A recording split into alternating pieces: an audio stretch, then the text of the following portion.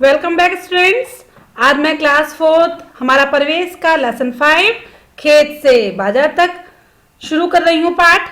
आपने अपने गांव एवं आसपास हरे भरे खेत देखे होंगे। उन खेतों में कौन कौन सी फसलें उगाई जाती हैं? कभी सोचा है कि इन खेतों में लहलहाती फसलें कैसे उगाई जाती हैं? उनसे अनाज को कैसे अलग किया जाता है और इसे किस प्रकार बाजार में बेचते हैं? इन फसलों को उगाने के लिए कई तरह के काम होते हैं। नीचे दिए गए चित्रों को देखिए और फसलों को उगाने का सही क्रम लिखिए। आइए जाने बुवाई से बाजार तक का सही क्रम। खेत की जुताई, फिर बीज बोना, फसल की सिंचाई, फिर खरपतवार निकालना, फसल काटना, तैयार फसल मंडी तक पहुंचाना, यही इसका क्रम है। खेती का हुनर। मेरा नाम प्रेरणा है। मैं बहुत खुश हूँ। आज पहली बार मेरे घर पर प्याज उगाने की चर्चा हो रही थी। पिताजी ने कहा इस बार हम खेत में प्याज की फसल उगाएंगे। हम सभी खेत में पहुंचे। इसके लिए हम सभी ने मिलजुल कर खेती की मिट्टी को भुरभुरी व समतल किया। इसमें कुदाल से थोड़ी ऊंची उठी हुई क्यारियां बनाई। फसल अच्छी हो इसके लिए मिट्टी में गोबर की खाद एवं थोड़ी मात्रा में कीटनाशक दवा भी मिलाई। मेरी मम्मी उस तैयार क्यारी में प्याज के बीज डालती गई। कुछ दिन बाद प्याज की नर्सरी तैयार हो गई। इसे मिट्टी से निकालकर समान दूरी पर लगाया गया। इसके बाद हल्की सिंचाई की गई ताकि मिट्टी नम बनी रहे, पौधे अच्छी तरह से जम जाएं। निराई गुड़ाई। बेहन लगाए लगभग 25 दिन हो गए हैं। प्याज के छोटे छोटे पौधे के साथ ही कुछ अन्य पौधे भी निकल आए हैं। प्रेरणा ने पूछा, मम्मी ये अन्य पौधे कैसे निकल आए? मम्मी ने बताया ये पौधे अपने आप निकल आते हैं। इन्हें खरपतवार कहते हैं। इसे निकालना बहुत जरूरी है, नहीं तो सारा खाद और पानी खरपतवार ही ले लेंगे, जिससे प्याज की फसल कमजोर हो जाएगी।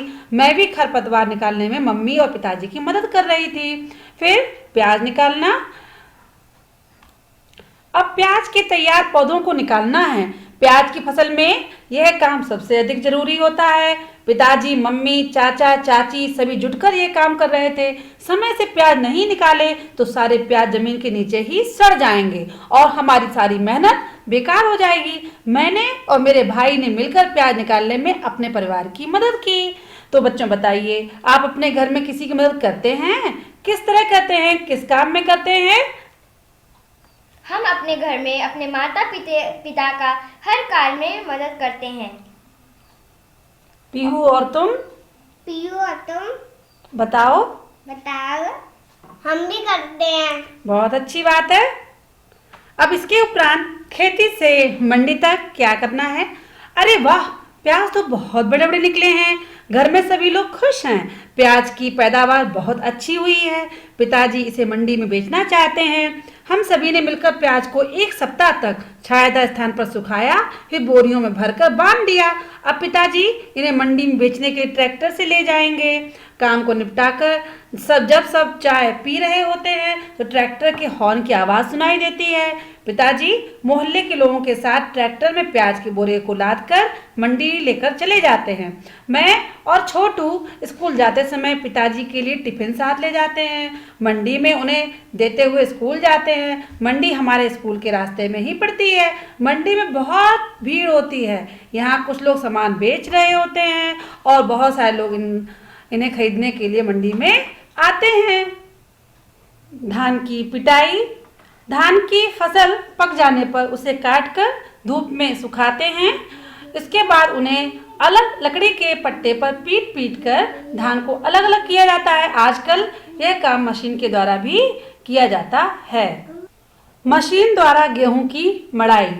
गेहूं के पौधे जब सुनहरे रंग में बदल जाते हैं तो गेहूं की कटाई कर लेनी चाहिए। गेहूं को काटने के बाद उसके बालियों से बीजों को अलग करने का काम थ्रेशर मशीन द्वारा किया जाता है। इससे गेहूं एवं उसकी पुआल को अलग अलग कर लिया जाता है। चलिए स्टूडेंट्स, अब प्रश्नों के उत्तर लिखें। आपके आसपास के क्षेत्रों में कौन कौन सी फसलों की खेती होती है? मेरे आसपास गेहूं, मक्का, आलू आदि फसलों की खेती होती है। अच्छा, आपके क्षेत्र में आलू की खेती प्रमुख रूप से होती है। धान की पिटाई कैसे की जाती है? धान की फसल को धूप में सुखाने के बाद लकड़ी के पट्टे पर पीट पीट कर अलग किए करते हैं। अच्छा, वेरी गुड। अब तीसरा प्रश्न है, किसी एक फसल को बोने से लेकर बाजार में बेचने तक की प्रक्रिया को लिखिए।